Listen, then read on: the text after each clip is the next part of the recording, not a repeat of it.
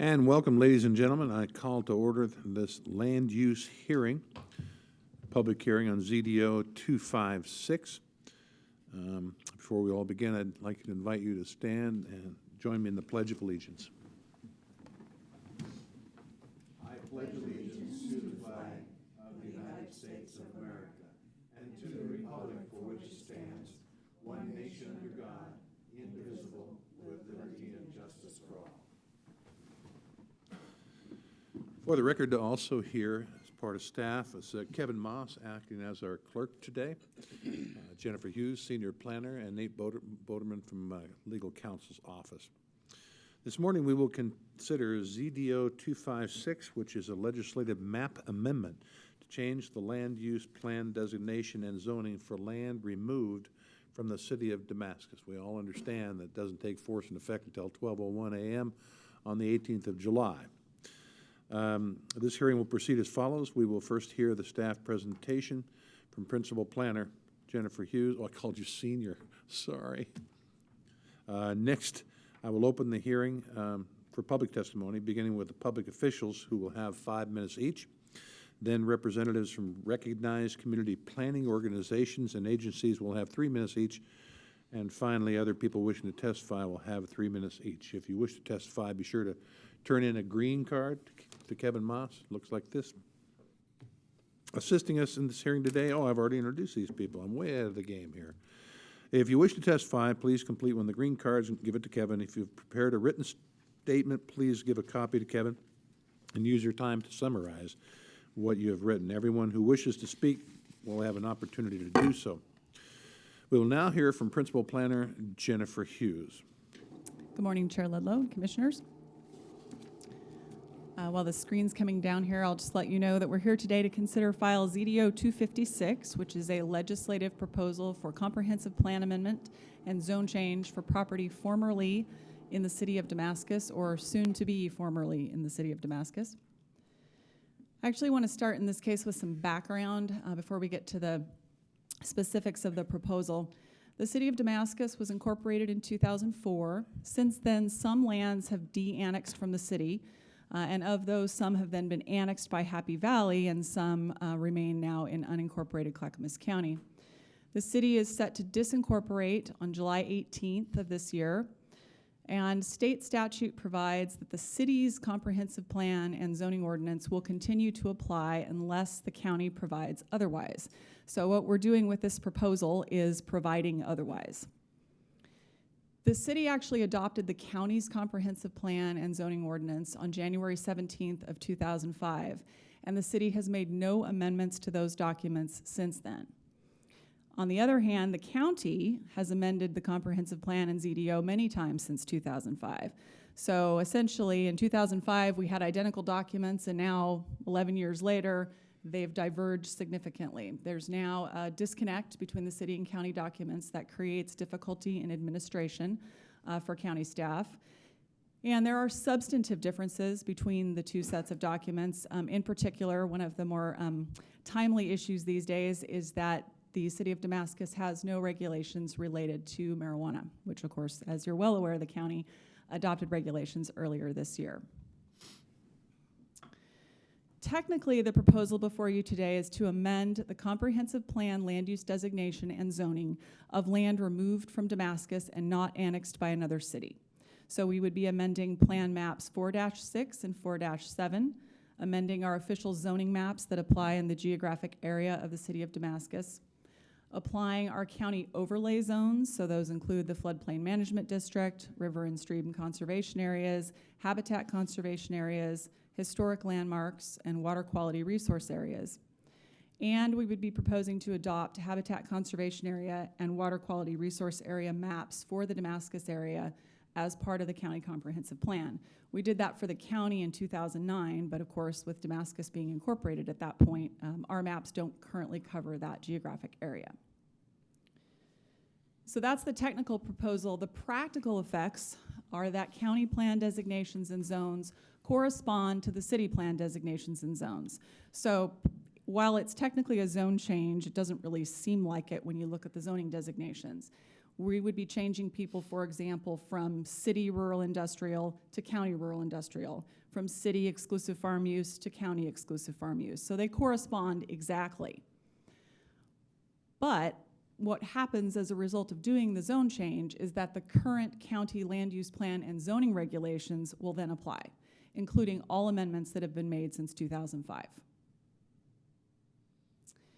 In terms of impact on individual properties, that I just want to clarify, what we're doing here doesn't in no way changes the ability of property owners to rezone or divide their property. They are in the urban growth boundary for the most part in the city of Damascus, but rural zoning is what applies now. Rural zoning is what would continue to apply if you approve this proposal. And in terms of applying urban zoning or subdividing property, we would actually need to go through an urban planning process for the area that's inside the urban growth boundary before any changes like that could be made. We did hear some testimony at the Planning Commission, and you have one exhibit in your packet today that addresses that issue of wanting to be able to upzone property. And we're prevented from doing so by the Metro or Urban Growth Management Functional Plan, which has rules that apply until we do an urban plan or until a city does an urban plan for that area. Staff is proposing an effective date for this of July 18th, 2016, or the effective date of de-annexation or disincorporation, whichever is later. So at the moment, the assumption is that the city is going to disincorporate on July 18th. There is a legal challenge still pending, and so we can't say for certain that that's going to happen, but the way the ordinance would be drafted, if you approve this today, then the ordinance would be adopted tomorrow at your business meeting. It's drafted so that regardless of what happens with that legal challenge, the zone changes would sort of apply on a rolling basis if that date ends up being pushed out in some way. The Planning Commission recommended approval of ZDO 256 by a vote of 7-0, and staff also recommends approval of ZDO 256 as recommended by the Planning Commission. And I'm happy to answer any questions. Commissioners, any questions of the principal planner? Oh, well, I have a question of Boderman. Should I wait? No, go ahead. Okay. Jim is up first. Oh, Commissioner Bernard. So I just, a little more explanation on the zoning Sure. issue. So we're basically looking at amending ZDO 256 and making the appropriate zone changes as an area. So whether it's EFU, farm forest, or whatever, we're doing that. But as a property owner, if I own 20 acres and I'm interested in developing it, it has no effect on that individual, or a 5 acre or 1 acre or anything, unless they were a zone something like rural industrial. Well, not even that, not even rural industrial would change. Right, so all the zones will continue to be, they have the same names, just goes from city to county. And in terms of being able to divide property, doesn't change anything. There's a 20-acre minimum or greater, depending on how you're zoned, until we or some other jurisdiction does urban planning for that area. That's the case now in Damascus, the 20-acre minimum or greater, and it will continue to be the case. No upzoning is permitted. So if you're, for instance, if you're RFF5 now and you wanted to be commercial, or you wanted to go to a smaller minimum lot size zone, you can't do that, not until urban planning is in place. Okay, thank you. All right, any further questions? Yes, Mr. Boderman, let's talk about the pending lawsuit for a moment. And we approve this, we approve it tomorrow, and we go ahead with what we're supposed to do. You know, on any decision that would come out of the court, do you foresee that changing anything here that we're doing? I don't know. I haven't been involved in the lawsuit. I just read, actually, before we started the hearing, that the decision should come out on June 30th. They've committed to get the decision out before the effective date, and so we should know the outcome prior to the July 18th effective date, and so we'll be able to react accordingly. But as Jennifer mentioned, the ordinance is drafted in such a way that we pick up all properties regardless of when they either de-annex or disincorporate. And so keep in mind that there are certain properties that have already de-annexed and have not annexed into Happy Valley. So those would apply immediately on July 18th, regardless of the outcome of the lawsuit.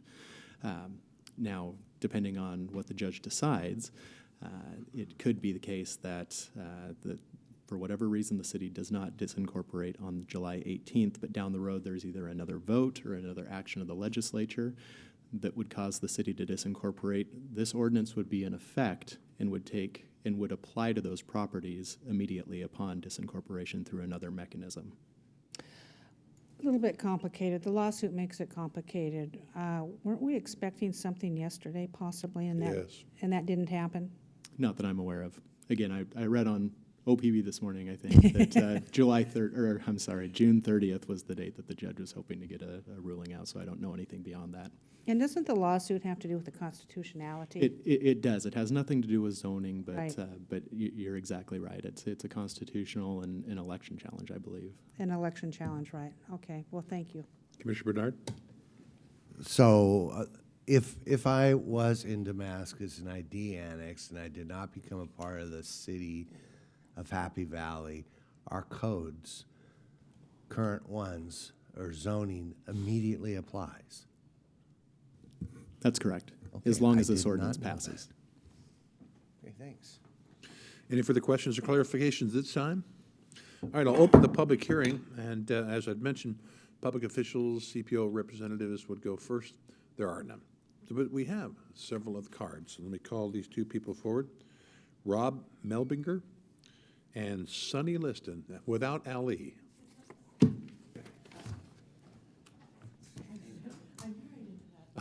How many times have you heard that in your life, right?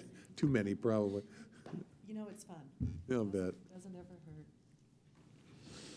Ladies first. Thank you. Either one of you go first. Make sure the green light is on in front of you. Or is there a green light on those, Kevin? There's no, ignore the green light. You don't want us to We have a talk, green do light. you? My name's Sunny Liston, and I have a business in Clackamas County. You have a letter that is going to read very much like a tabloid or a reality TV, and I'm sorry for that. This is out of kind of the topic, but I am dealing with the zoning department, and I've been in a quagmire of Damascus and Clackamas and a silly family situation. Again, that's unfortunate, but true. And I'm hoping to reconcile it and go through a process the best I can. I may at some point be needing to speak with the commissioners, and I just wanted to kind of see faces instead of reading on the internet and looking at pictures of you, and make you aware of my story, so that if I did have to bring it up through the process, that you'd know that I was a real person and all of that stuff. So, so again, sorry to be off of subject, but I did just want to put faces to all of the names. So I appreciate your time. Thank you. So can I ask? Yeah, go ahead. Yeah. So yeah, I see you have a lengthy letter in our packet, and thank you for submitting that. And then you have this. So evidently, you have a dog patch resort, and that's a kennel, Yes. and you've been operating under the City of Damascus rules. I actually have been in violation of zoning that I was the City of unaware of Damascus. for both the City of Damascus and Clackamas, because Damascus had the Clackamas zoning applied to it as of 2005. I wasn't aware of that. It's a complaint-driven system. Oh, wow. And so when a complaint was made against my business, several complaints were made coinciding with each other. So if I tried to, anyway. But the quagmire that I was in is that I tried to answer to the violation because Clackamas County was the enforcer, or, you know, and they said, well, we actually can't help you because you're in the City of Damascus. And so I went and did presentations and all of that for Damascus and got written in. So I would have been okay if they could have passed a comprehensive plan because they had written it in and worked with me, but they couldn't agree. So, and So- now you're at Clackamas County. I am Clackamas County. And you're seeking to do the same thing with Clackamas County, I assume, so you can become legal. Yes. Okay, Yes. how is that going? It hasn't gone at all yet because they actually couldn't. They couldn't change or work with me at all because I Until we're wasn't. adopted July 18th?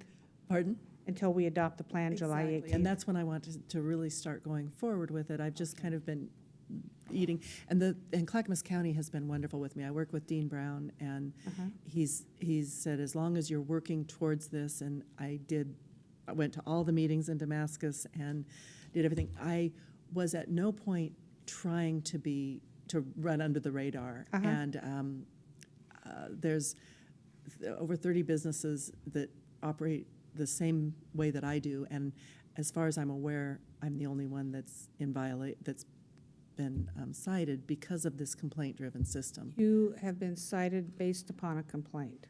Yes, and the complaint, there's the tabloid comes in. I was turned into no less than a dozen entities for torturing dogs and for having piles of poop the size Okay. of feces. It was a family argument. Well, we're aware of Pretty things like that come out of complaints, so I would just encourage you to continue with our staff to become legal.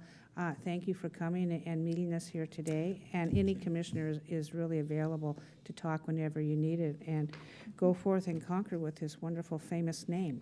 I thank you. I appreciate that. And just one more thing. Has anybody seen the video of two dogs eating an ice cream cone?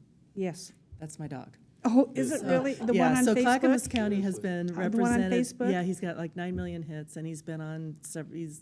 So Clackamas County is being well represented by Cooper. Well, my daughter is just a animal nut, and she'd always give our dogs ice cream, and so she's just, oh, Mom, look it. Okay. Yeah, tell her that you met the, she Uh-huh. can- So yeah, I'll tell her I Work met. on this and we'll get you out, we'll get you a potograph.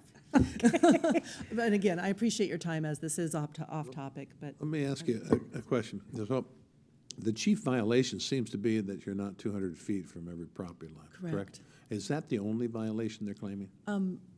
that's what's keeping me from getting a conditional use permit, yes. Have you had any complaints from your neighbors? Never and I've been doing it 15 years, and my neighbors actually came to a party and said, you watch dogs? They don't know. The new neighbors, because we are I'm over conscientious about, well, they sleep right next to my house. There's a little area. So if those dogs bark, You're going to hear it. I don't sleep, and I also don't like barking much. And so my noise is down. My home, like I said, I've been featured on TV programs. My yard is beautiful. My other passion is gardening. And so we're friendly with all the neighbors. In 15 years, I've never had a client complaint. I've never had a complaint from a government agency or from neighbors. So have you talked to staff? I mean, I know you're right, it's kind of a little off subject, but have you talked to staff about conditional use or variance? I have not yet, because the problem the situation we were in, I went for a pre-application hearing I had done all of my maps, and the transportation department had even come out to make sure we had the right kind of exits and parking and that type of thing. But at the meeting, it was discovered that I lived in Damascus, and so I couldn't even try for a conditional use permit because the county couldn't give me one because I was in Damascus, and Yeah. Damascus couldn't give me one. You're in So limbo, yeah. Yeah, and so most certainly, any of those, and as I speak of in my letter, I would be more than happy to work with the county on developing, because it is a new industry. It's definitely not kenneling. The dogs are, they're not out. My clients, if the dogs were outside without a person there or running amok, my clients would be just livid.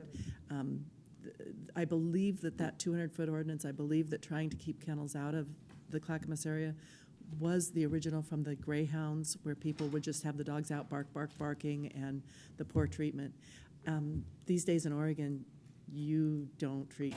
I had a harness on backwards, and somebody stopped me in the street because abuse to dogs in Oregon is having their harnesses on backwards. So it's a way different environment that we're. If you have mastered the art of teaching a dog not to bark, you'll be rich. You know what? We give them the pow pow. Well, we bang two pans together, but I should say we discourage barking, and so it's not as if they don't bark. They do in play, but repetitive barking or nuisance barking, or just, that comes from when a dog is sad or bored, and that's actually what we are hired to keep from happening. Okay. So, Thank you, Sonny. I appreciate testifying. and again, today. I appreciate your time. All right. Thank you. Yes, sir. Good morning. My name is Rob Melbinger. I've been a Clackamas County resident since 2003. Prior to incorporation of Damascus, we were rural residential Farm and Forest 5, which we are to go back to, hopefully. I'm here today to applaud the efforts of the Commission, the Planning Commission and County, to return to rural residential farm and forest 5. I don't know if it's RR, FF first, but anyway. I fully support this move. In my opinion, it provides a much-needed structure for neighbors to live peacefully with each other. The disaster known as the City of Damascus and their attempts at writing code, zoning, with their failed comprehensive plans, provided little, if any, structure as it pertains to maintaining this peace. In particular, I'm noting a couple sections from Zoning Plan 316, which is what I printed off the website. And the area I want to focus on briefly here is the livestock area. It refers to a subsection of 821, which I have another conditional standards for livestock. I want to make sure that if you are in rural residential farm and forest 5, it says basically there is a X. If you refer to that, X means it is prohibited, and unless you, and I'm looking for some clarification on this basically. What if you are RFF5, is it prohibited? Because there is a number 9. If you look at number 9, then it says, depending on the specific zoning district, livestock is either permitted or described under the use of farm uses. We're not farm where I'm at. And so if you look at Section 821, there are some nice restrictions as it pertains to roosters. First of all, roosters. I've got 2 next door, and we're not sleeping. And so R&R FF5 would give us some structure to say, guys, according to 821, in the livestock of the new zone, there's no roosters. You can only have 6 chickens, not 30. You have to put up some kind of a barrier so that this endless clucking throughout the night and day has some constraint. So that's where I'd like to focus. I just want to make sure that that's in there, that is part of the plan. We could bring in the dogs and, wait. So, yeah, I'm just looking for clarification is all in my brief time in front of you. Yeah, Jennifer. So I'm sorry to be the bearer of bad news.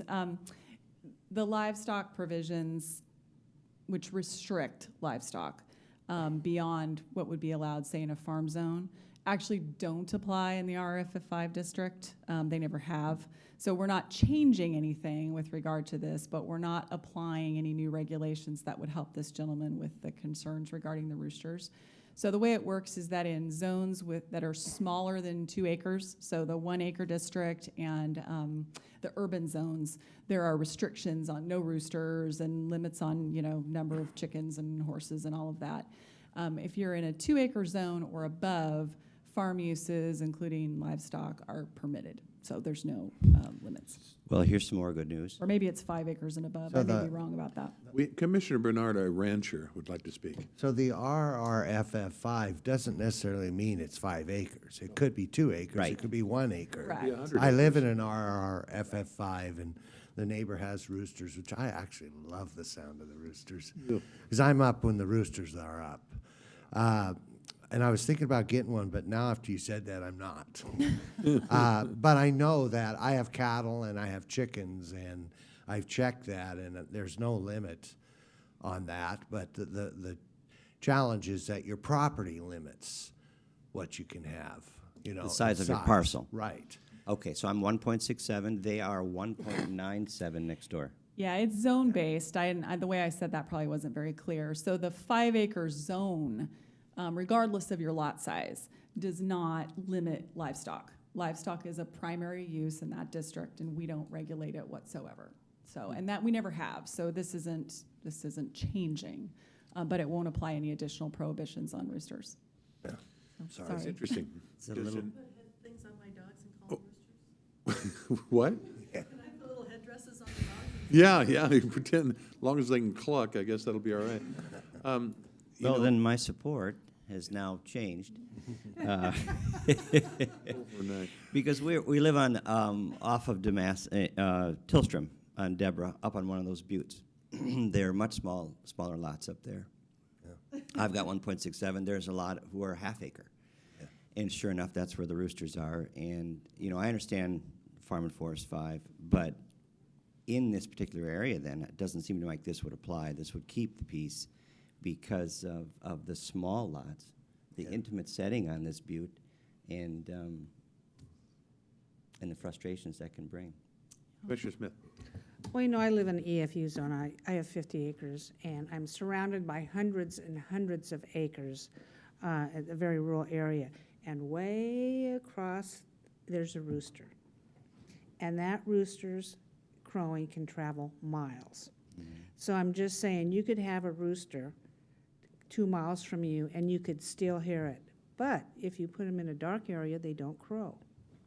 So maybe that's an option for your neighbor. Well, I don't, no, this has been a contention between us, so there's ongoing, it's not, there's not gonna be. Well, no- I'm sorry about that, but Yeah, and so, right, I was really hopeful when I saw this, and, don't we get your support now? We still don't? well, you, It is interesting that, you know, in the city of Wilsonville, which when the zoning was done, is still quite rural. And so there are still some parcels within the city of Wilsonville that are fairly small.